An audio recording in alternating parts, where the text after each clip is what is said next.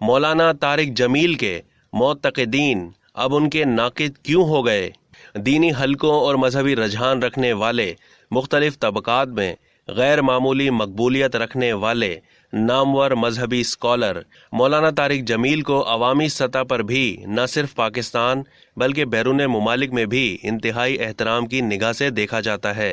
अगर बात की जाए तो सोशल मीडिया पर होने वाली उनके बारे में नाक़दीन की आरा, उनके एहतराम के बावजूद उन पर तनकीद और उनकी मुतासिरकुन शख्सियत के एतराफ़ के साथ साथ मोहब्बतों में कमी का एहसास बतदरीज तेज़ी से बढ़ा है, और वो हल्के और तबकात जो उनसे मसलकी इख्तलाफ रखने के बावजूद उनके गिरविदा थे, अब उनसे कदरे लाताल्लुक़ होते जा रहे हैं। मौलाना तारिक जमील तर्ज तकल्लुम और फ़िक्र अंगेज़ बयान के दौरान उनके आंसू सुनने वालों पर भी